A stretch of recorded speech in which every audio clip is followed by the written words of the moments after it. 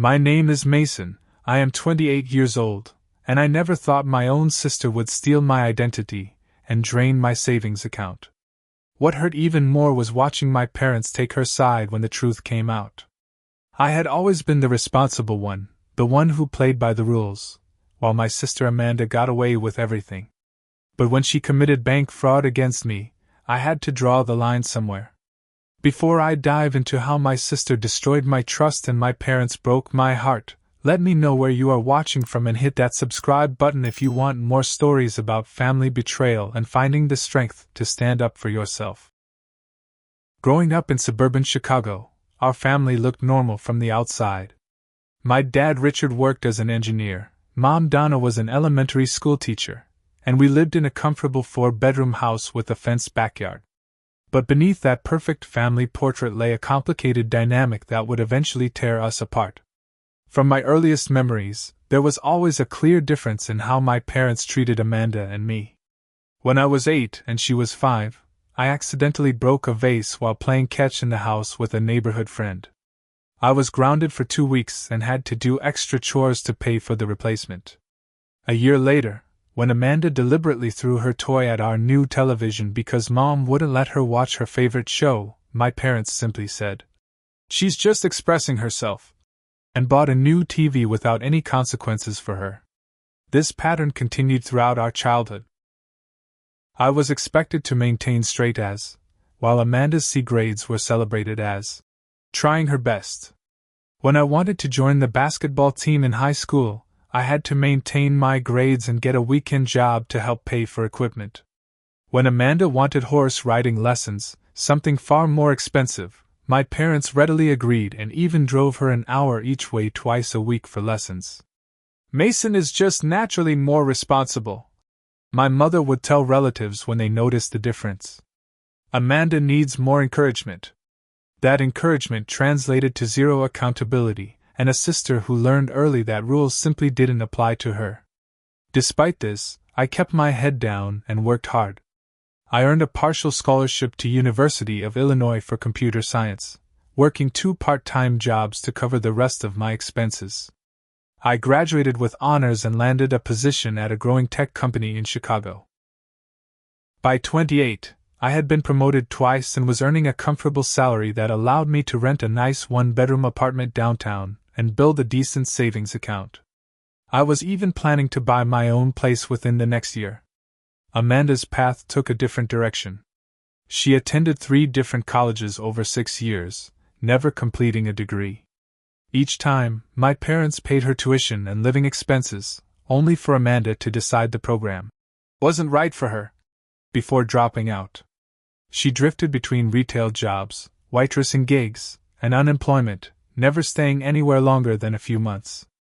"I'm still finding myself," she would declare at family gatherings, as if it were a noble pursuit rather than a lack of commitment.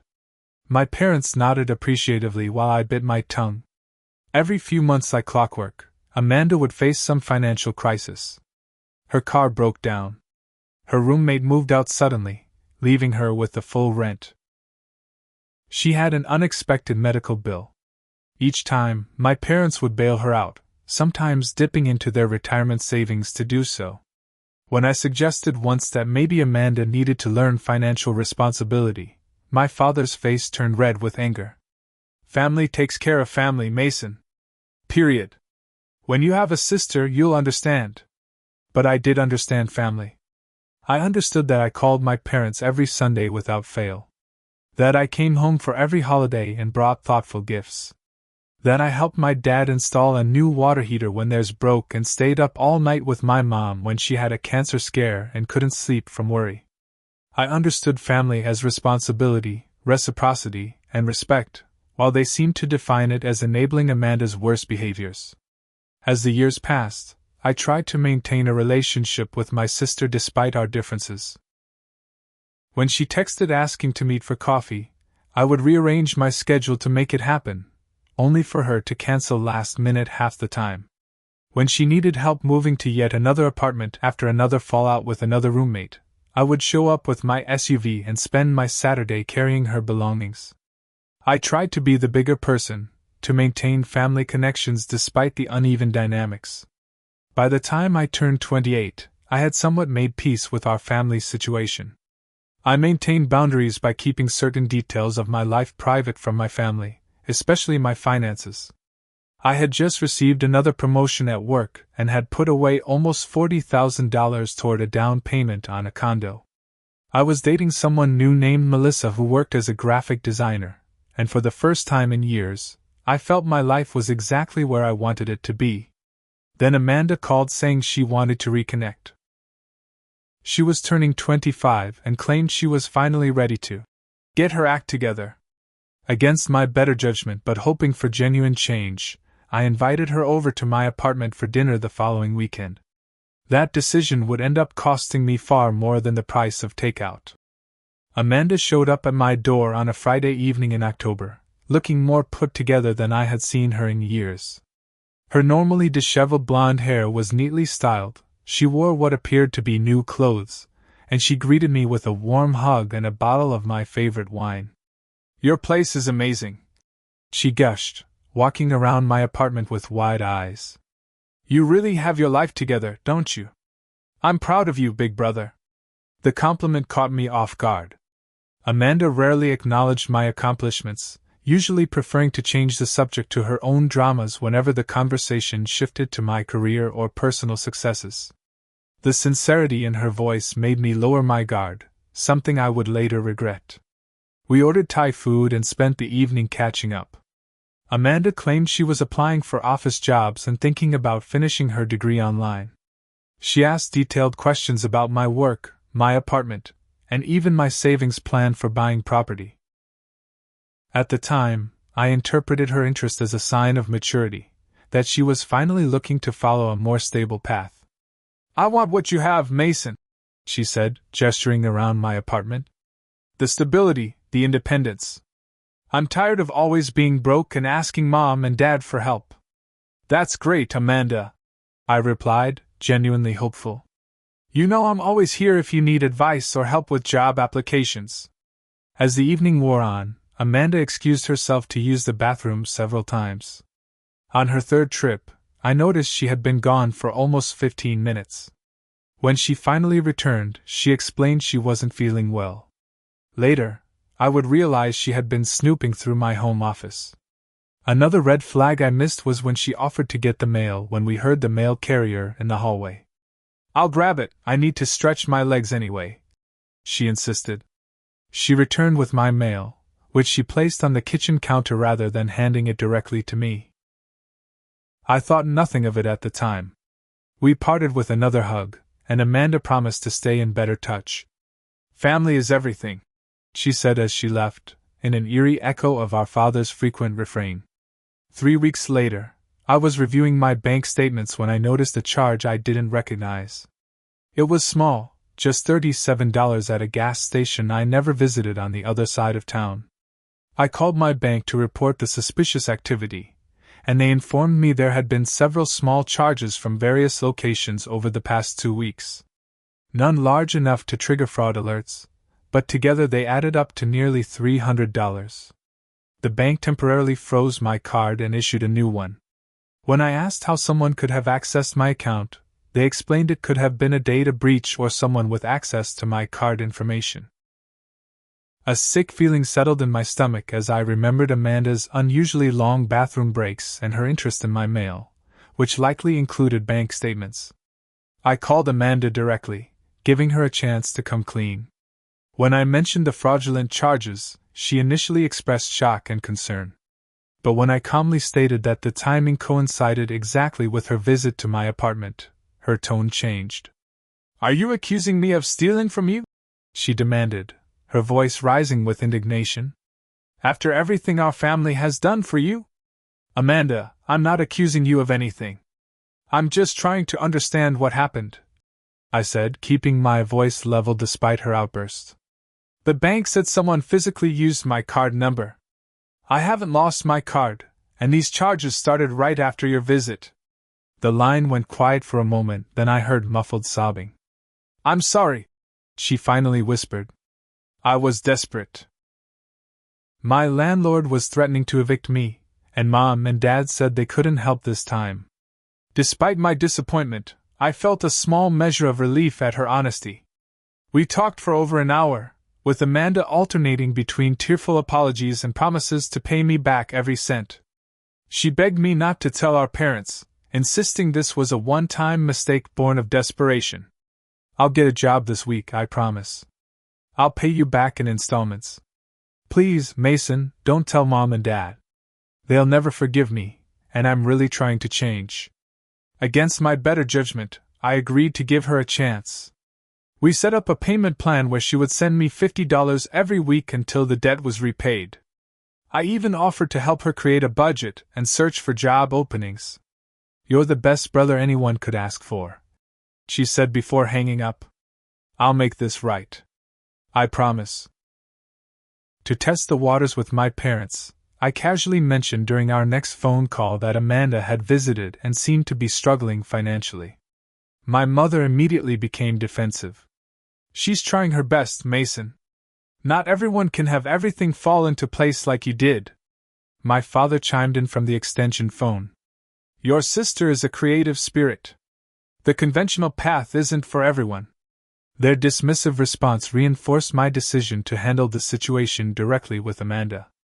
Little did I know this was just the beginning of a much larger betrayal. A month after discovering the initial fraudulent charges, I received a notification from my bank about suspicious activity on my accounts. This time, the amounts were significantly larger. A cash withdrawal of $2,000. An online transfer of $3,500 to an account I didn't recognize. A series of expensive purchases at electronic stores and designer clothing retailers. My heart pounded as I immediately called the bank's fraud department. The representative I spoke with delivered devastating news. Someone had not only accessed my checking account, but had also emptied nearly half of my savings account. They had used my personal information to change the contact email and phone number associated with the account, which is why I hadn't received earlier fraud alerts. "Mr. Reynolds, I strongly recommend you check your credit report immediately," the representative advised. "If someone has this much of your personal information, they may have opened accounts in your name as well." My hands shook as I pulled up my credit report online. The damage was worse than I imagined. 3 new credit cards had been opened in my name over the past 3 weeks. 2 personal loans had been taken out through online lenders. My credit score, once an excellent 790, had plummeted to 580 due to maxed-out credit lines and missed payments on accounts I never knew existed. All told, the identity theft amounted to over $30,000, with my savings account drained of another $15,000. The money I had been saving for years for a down payment on a home was gone. I knew immediately who was responsible. Despite her tears and promises, Amanda hadn't made a single payment toward the initial fraudulent charges. She had stopped responding to my texts after our first 2 follow-up conversations. Now I understood why she had been so interested in my financial situation during her visit. She hadn't been seeking advice, she had been gathering intelligence. This time, I didn't call Amanda first. The scale of the theft was too massive, too calculated to be handled with a family conversation and promises of repayment. Instead, I gathered all the documentation from my bank and credit report, and went directly to the police station to file a report. The officer who took my statement was sympathetic but direct. Identity theft is one of the fastest-growing crimes, and unfortunately, family members are often the perpetrators because they have access to personal information. We'll need you to provide any evidence you have linking your sister to these fraudulent accounts. I hesitated for just a moment. Filing an official police report meant there was no turning back. Amanda could face serious criminal charges, including felony fraud and identity theft. But as I thought about the years of hard work she had stolen from me in just a few weeks, my resolve hardened. "I have text messages where she admitted to the initial fraud," I said, unlocking my phone and showing the officer our conversation. "And I can provide proof she was in my apartment, where I keep financial documents, on the exact date the identity theft began." The next several days were a blur of paperwork, phone calls, and meetings. I worked with the bank's fraud department to secure my remaining funds and dispute the unauthorized transactions. I placed a freeze on my credit to prevent further accounts from being opened. I spoke with detectives who were building a case against Amanda. Each step of the process felt surreal. How had my life come to this, filing criminal charges against my own sister? Despite the overwhelming evidence, part of me still struggled to believe Amanda would deliberately cause me this much harm. The detective assigned to my case, a woman named Rivera with kind eyes and a no-nonsense attitude, helped put things in perspective. Mr. Reynolds, in my 15 years handling fraud cases, I've seen this pattern repeatedly. Once someone crosses the line into identity theft, especially against family, they rarely stop with a single incident. This was not a moment of weakness or a desperate measure. The level of planning involved shows intent and calculation. She showed me the trail of evidence they had already uncovered. Amanda had opened a P.O. box to receive the fraudulent credit cards and loan documentation. She had created email accounts and variations of my name to communicate with financial institutions. She had even practiced forging my signature, as evidenced by discarded practice sheets found in her apartment when police executed a search warrant. Your sister knew exactly what she was doing, Detective Rivera said gently. This wasn't an impulsive act. She systematically stole your identity and your money. You're doing the right thing by reporting it. The bank's fraud investigation revealed more troubling details. Amanda had taken photos of my credit cards while in my apartment. She had stolen several bank statements from my mail. Most disturbingly, she had installed key-logging software on my laptop during one of her bathroom breaks, allowing her to capture my banking passwords when I next logged in. As the full picture emerged, I felt physically ill. This wasn't just opportunistic theft, it was a calculated betrayal by someone I had tried to support despite years of disappointment. Someone who had looked me in the eye, accepted my help, and then meticulously plotted to steal everything I had worked for. The emotional impact hit me in waves. I found myself unable to sleep, replaying every interaction with Amanda, wondering if there had ever been genuine affection beneath her manipulations. I became paranoid about my remaining financial accounts and personal information. I even moved apartments, unable to feel secure in a space where such a violation had occurred. Throughout this nightmare, I hadn't yet told my parents what was happening. I knew the conversation would be difficult, but I never imagined just how painful it would become. My phone rang at 6:30 a.m. on a Tuesday, jolting me from a restless sleep. My father's name flashed on the screen, and I knew instantly that Amanda had contacted them. Taking a deep breath, I answered. How could you? My father's voice boomed through the speaker, skipping any greeting. Your own sister? You had her arrested?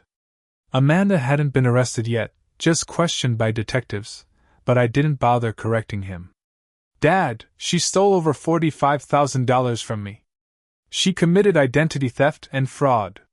She said it was all a misunderstanding, he countered. That you gave her permission to use your card for emergencies and now you're twisting things because you're jealous of her new boyfriend. The absurdity of this claim left me momentarily speechless. Amanda didn't have a new boyfriend as far as I knew, and I had certainly never given her permission to use my card. This was clearly another of her fabrications, but my father had swallowed it without question.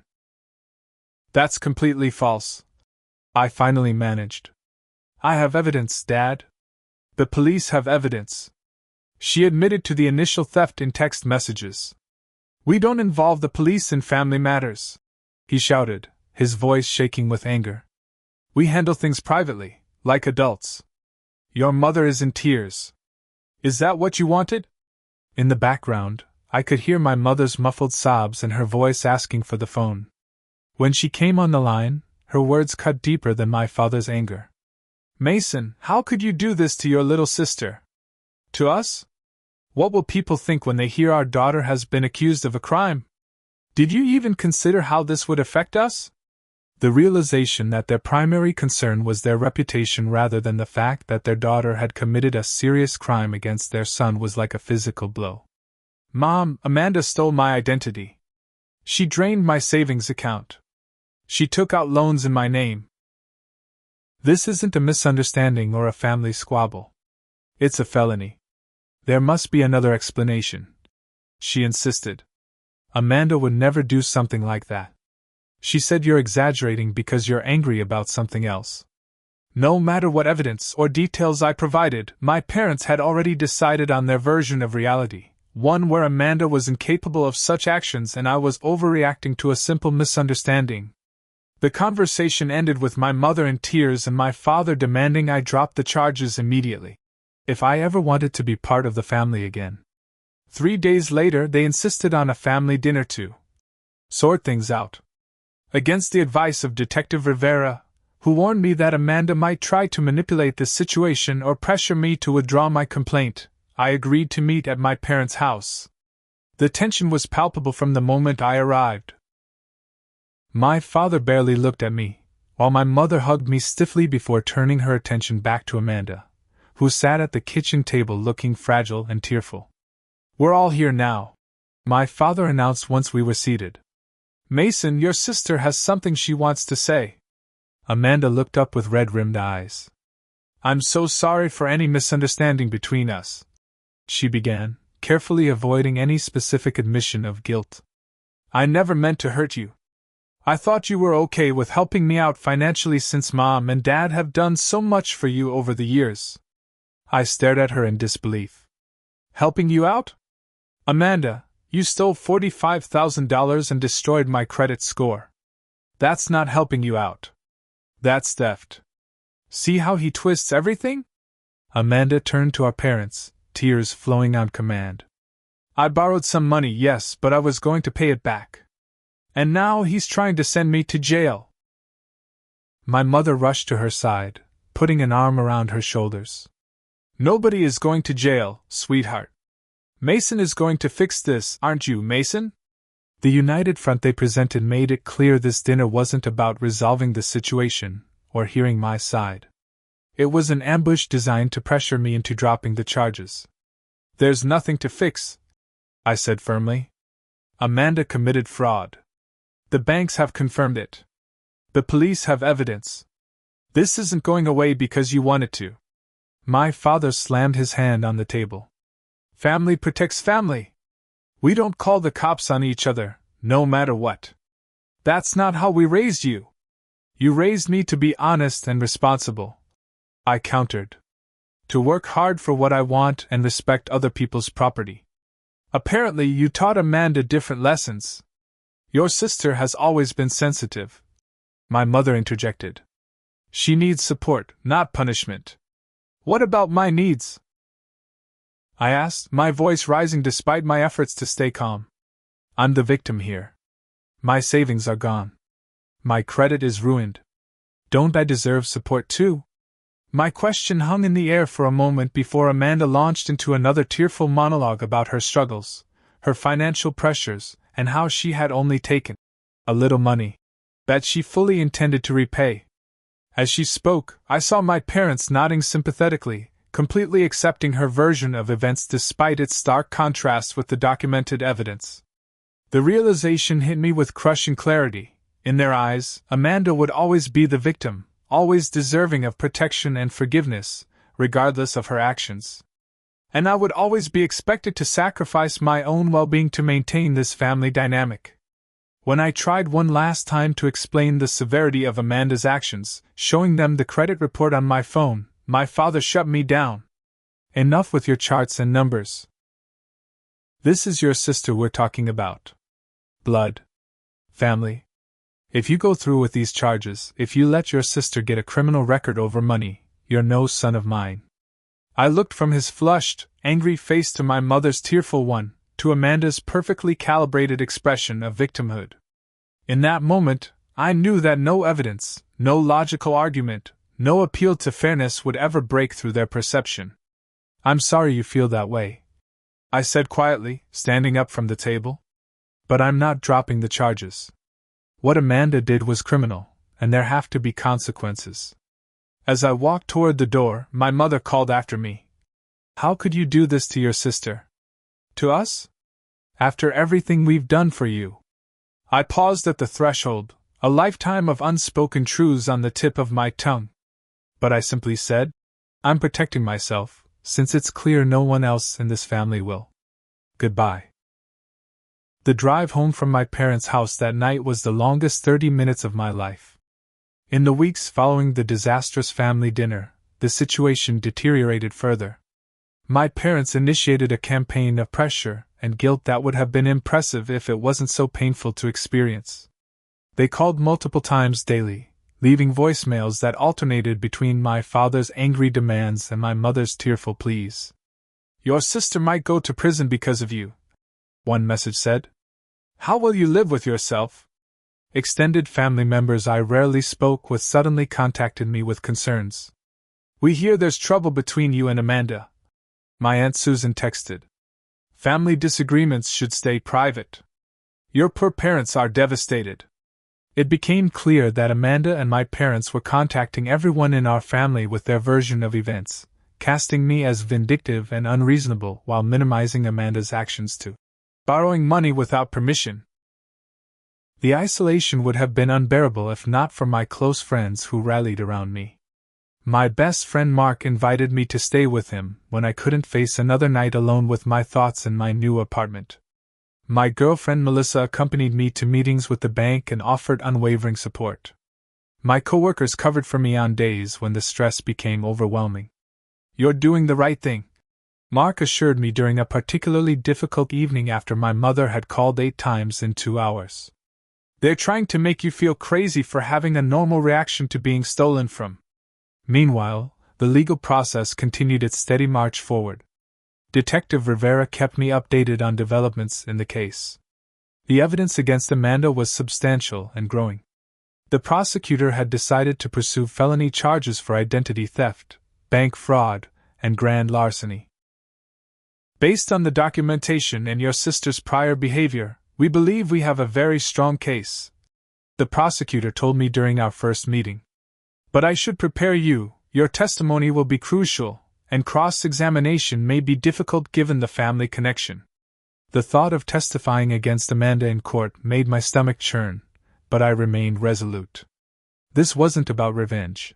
It was about justice and ensuring Amanda faced consequences for her actions, perhaps for the first time in her life. Then came the most disturbing development yet. Mark invited a mutual friend named Sarah over one evening, someone I hadn't seen in several months. After an awkward greeting, Sarah pulled me aside. I need to tell you something, she said quietly. Amanda contacted me about 3 months ago saying she was in financial trouble. She claimed you had promised to help her but then backed out, leaving her desperate. She asked for a loan of $5,000, promising to repay it when you came through with the money you supposedly promised. My blood ran cold. Please tell me you didn't give it to her. Sarah shook her head. I couldn't afford it, thankfully. But Mason, she was very convincing. She had screenshots of texts that seemed to be from you, promising to help her financially. I almost emptied my savings for her. The revelation that Amanda had targeted my friends before moving on to stealing my identity directly was sickening. When I mentioned this to Detective Rivera, she wasn't surprised. We've been contacted by 2 other individuals who believe they were defrauded by Amanda Reynolds in the past year, she informed me. Once we began investigating, more victims came forward. Your sister has established a pattern of financial exploitation. Learning that I wasn't Amanda's first victim should have been validating, proof that this wasn't a one-time mistake or misunderstanding as my parents claimed. Instead, it deepened my sense of betrayal. How long had this been going on? How many other people had she hurt? And how could my parents remain so willfully blind to who their daughter really was? As the court date approached, my parents' tactics escalated. My father left a voicemail stating, Your grandfather's watch that he left you in his will? Your mother and I are reconsidering whether you deserve such a family heirloom given your behavior. My mother took a different approach, showing up unannounced at my workplace with tears streaming down her face, creating a scene in the lobby until security escorted her out. The humiliation of having colleagues witness this family drama added another layer to my already considerable stress. The final ultimatum came via a formal letter, typed and signed by both parents. If you proceed with these allegations against your sister, you will no longer be welcome in our home or at any family gatherings. We will be forced to remove you from our will and consider you no longer part of this family. Think carefully about whether money means more to you than your family bonds. The irony of this statement, given that Amanda was the one who had chosen money over family by stealing from me, was apparently lost on them. I folded the letter and placed it in a drawer, a physical reminder of the impossible choice they were demanding I make: justice for a serious crime committed against me, or continued inclusion in a family that valued appearance over truth and enablement over accountability. That night, I called Dr. Keller, the therapist I had been seeing since the fraud discovery, and scheduled an emergency session. I feel like I'm going crazy, I admitted during our meeting. Am I the unreasonable one here? Should I just drop everything to keep the peace? Dr. Keller's response was measured but firm. Mason, you're not going crazy. You're experiencing what we call gaslighting, when someone manipulates you into questioning your own reality. The evidence is clear that your sister committed serious crimes against you. Your parents are choosing to deny this reality because accepting it would force them to confront their role in enabling her behavior. That's their issue to work through, not yours. Her validation helped strengthen my resolve. This wasn't about choosing money over family, as my parents framed it. It was about standing up for myself and refusing to be victimized further, both by Amanda's crimes and my parents' manipulation. As the pressure from my family intensified, I made a difficult decision to temporarily block their numbers and emails. The constant barrage of guilt and accusations was affecting my mental health and my ability to function. I needed space to process what was happening and prepare for the legal proceedings ahead. The temporary peace this decision brought was broken when my parents showed up at my apartment building on a Sunday morning, demanding to be let in. I was making coffee when the intercom buzzed. The building's security guard's voice came through the speaker. Mr. Reynolds, your parents are here insisting on seeing you. They say it's a family emergency. Should I send them up? My heart raced as I considered my options. Part of me wanted to refuse, to maintain the boundary I had established by blocking their communications. But another part worried that there might actually be an emergency, perhaps involving my grandparents or other family members. I'll come down to the lobby, I decided, not wanting to invite them into my private space if this was just another attempt to pressure me. When the elevator doors opened onto the lobby, I saw them immediately. My father pacing near the entrance, my mother seated on a bench with a tissue clutched in her hand. They looked up simultaneously as I approached, their expressions a mixture of determination and distress. Mason, my mother began, rising to her feet. We need to talk. You can't keep ignoring us while you destroy your sister's life. Is there an actual emergency? I asked, keeping my voice level despite the immediate realization that they had lied to the security guard. Yes, there's an emergency, my father retorted. Your sister has been formally charged with felony fraud. The court date is set. This is your last chance to drop the charges before you ruin her entire future. The security guard, overhearing this exchange, gave me a sympathetic look. Clearly, this wasn't the medical emergency my parents had claimed to gain entry to the building. Let's sit down, I suggested, gesturing to a small seating area in the corner of the lobby where we would have some privacy. Once seated, I took a deep breath. I'm not dropping the charges. Amanda committed serious crimes, not just against me but apparently against others as well. She made a mistake, my mother insisted, her voice rising. Everyone deserves forgiveness, especially family. What happened to compassion? I'm curious, I said, forcing myself to maintain calm. Where was this passionate defense of family when I called to tell you I'd lost my entire savings? When I explained that my credit was ruined? That I might not be able to buy a home for years because of what Amanda did? My father waved dismissively. Money comes and goes. You're young, you can earn it back. But a criminal record is forever. Is that what you want for your sister? To destroy her life over some dollars and cents? It wasn't some dollars and cents, I countered. It was $45,000 that I worked years to save. It was my financial security and future. And Amanda didn't make a one-time mistake. She methodically planned this theft over weeks. She installed spyware on my computer. She opened a P.O. box to receive fraudulent credit cards in my name. This was calculated, Dad. My mother shook her head in denial. She panicked. She was in a bad place financially. If you had been more generous with helping her, maybe she wouldn't have felt desperate enough to take such drastic measures. Their continued justification of Amanda's actions, and worse, their implication that I was somehow responsible for her crimes, ignited something in me. Years of swallowing resentment, of accepting the uneven treatment, of being the responsible one who still somehow never measured up, finally boiled over. Stop, I said, my voice firm. Just stop. I've been listening to this twisted logic my entire life, and I'm done. Amanda is an adult who made choices, criminal choices, and she needs to face the consequences. That's how the real world works. We're your parents, my father said, his tone darkening. You don't talk to us that way. I'm your son, I replied. Your other child. The one who was just victimized by your daughter. But instead of supporting me, you're here defending her and blaming me. Do you have any idea how that feels? My mother reached for my hand, which I pulled away.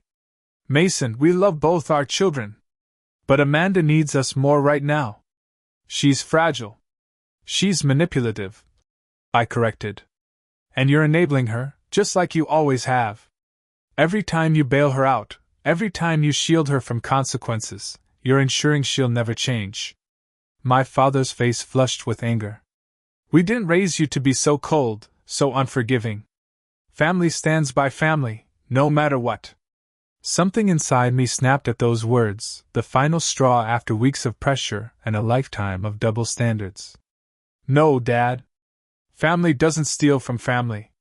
Family doesn't commit felony fraud against family. Family doesn't destroy someone's financial future and then play the victim. But since you and Mom seem confused about where to draw the line, let me make it simple for you. Next time she breaks the law, call the cops. Don't call me. The silence that followed was deafening.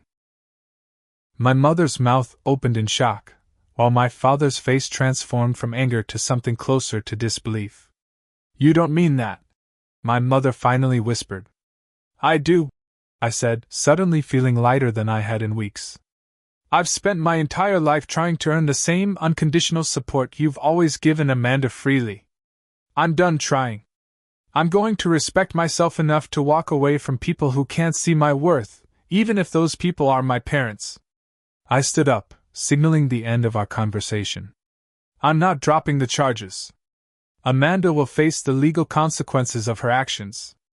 And you both will have to decide whether you want a relationship with your son who was victimized, or if you only have room for the daughter who victimized him. That's your choice to make. My father also rose to his feet. If you go through with this, if you testify against your sister in court, don't expect us to be there for you afterward. Actions have consequences, Mason. The irony of his statement, given the context, might have been comical in another situation. Instead, it just confirmed what I had finally accepted. Yes, Dad. Actions do have consequences. That's exactly the point. I turned and walked back to the elevator without looking back, even as my mother called my name. As the doors closed, I caught a final glimpse of them standing in the lobby, looking somehow smaller than they had moments before. Back in my apartment, I expected to feel grief, loss, perhaps even regret for the finality of our conversation. Instead, I felt an unexpected sense of peace. For the first time in my adult life, I had stood firmly in my truth without compromising to maintain a relationship that had always required me to make myself smaller. The road ahead would be difficult. The court case. The potential of testifying against Amanda. Navigating holidays and life events without my immediate family. But as I looked out my apartment window at the city below, I knew I could face these challenges with my integrity intact. My phone buzzed with a text from Mark. Checking in. How are you holding up? Better than expected, I replied honestly. I think I just took the first step toward a healthier life. The weeks leading up to Amanda's court date were surprisingly calm compared to the emotional turmoil that had preceded them. With my parents and sister blocked from contacting me, I experienced a strange mixture of grief and relief. I missed the family I had always wished for, while acknowledging that the actual family I had was not capable of providing the support and respect I deserved. My therapist, Dr. Keller, helped me work through these complicated feelings during our weekly sessions. What you're experiencing is called ambiguous loss, she explained. Your family is physically absent but psychologically present in your thoughts. You're grieving relationships that still technically exist but have fundamentally changed. It's one of the most difficult forms of grief because there's no closure, no clear ending. This framework helped me understand why I would sometimes find myself reaching for my phone to call my mother after a difficult day at work, only to remember our estrangement. Or why certain songs or smells would trigger memories of family holidays, bringing both warmth and pain simultaneously. Amanda's case proceeded through the legal system with the methodical pace typical of non-violent felonies. I met with the prosecutor several times to prepare for my potential testimony, though he informed me there was a strong possibility of a plea deal given the overwhelming evidence. Your sister's attorney has approached us about plea negotiations, he told me during one of our meetings. They know the evidence is substantial. We're discussing a deal that would include restitution, probation, and possibly some jail time, though that may be suspended if she complies with other conditions. What kind of conditions? I asked. Financial counseling, community service, regular check-ins with a probation officer, and potentially some form of therapy or counseling, he explained. We'd want your input on the restitution portion, of course. While we can't guarantee full recovery of your losses, we would prioritize that in any agreement. The idea of Amanda in therapy was almost darkly comical given how skillfully she had always manipulated people, but I kept that thought to myself. Instead, I focused on the practical aspects of restitution and protecting others from similar harm. I want her to pay back what she took from me, of course, I told the prosecutor. But I'm equally concerned about her doing this to someone else in the future. Whatever agreement you reach needs to include real consequences if she attempts anything like this again. 2 days before we were scheduled to appear in court, I received a call informing me that Amanda had accepted a plea deal. She would plead guilty to 1 count of felony identity theft and 1 count of bank fraud. In exchange, she would receive 5 years of probation, be required to complete 300 hours of community service, attend financial counseling and therapy, and pay full restitution of the stolen funds, plus additional penalties to cover credit repair services and legal fees.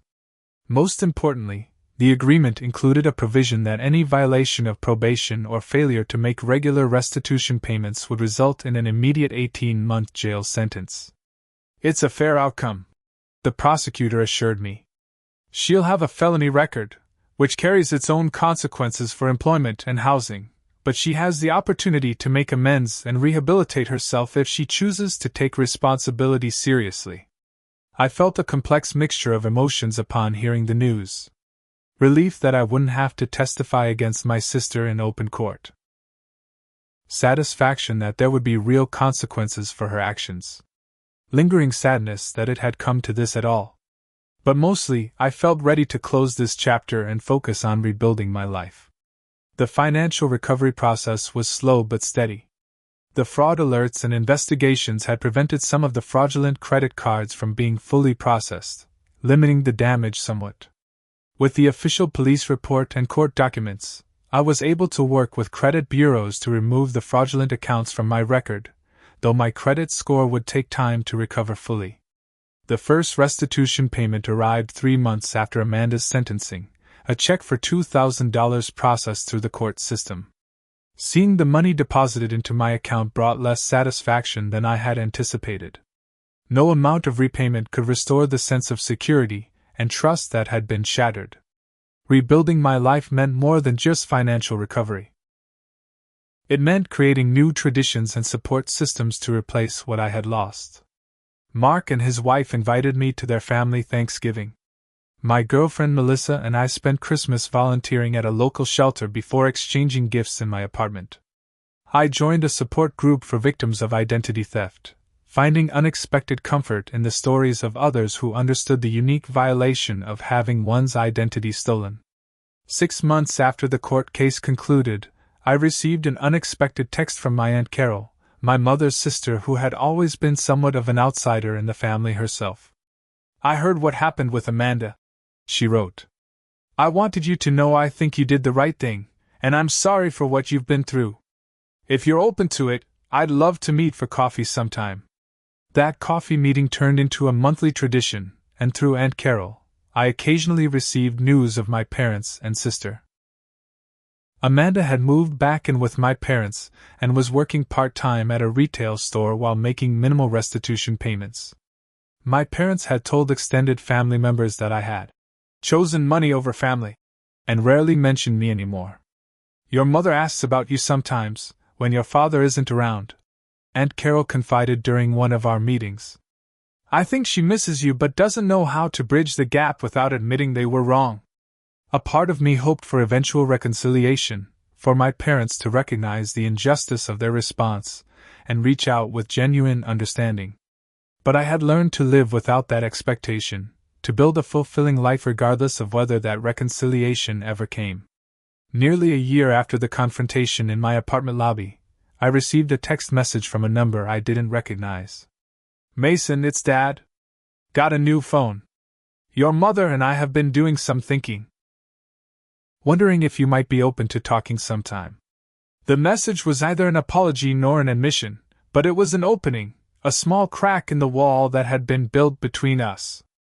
I showed the message to Dr. Keller during our now monthly therapy session.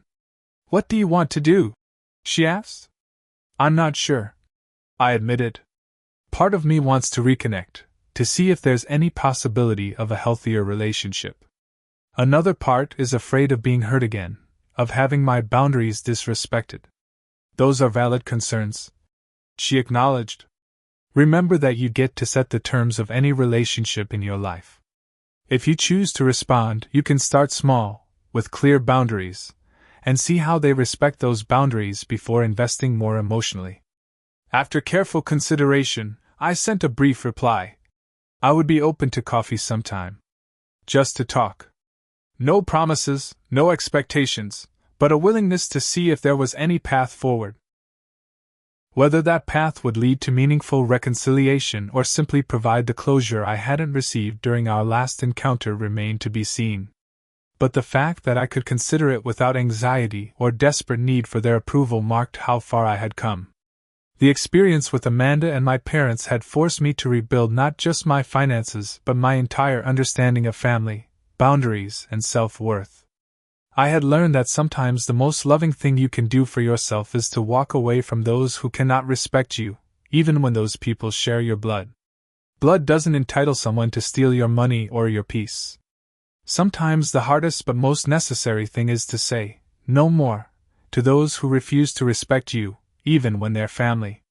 The family we choose, the boundaries we establish, and the self-respect we maintain are ultimately more important than maintaining relationships that require us to sacrifice our well-being and dignity. I don't know what the future holds for my relationship with my parents, or if Amanda will ever truly take responsibility for her actions. What I do know is that I've built a life filled with people who value honesty, respect boundaries, and offer genuine support. And that's worth more than any inheritance or family name could ever provide.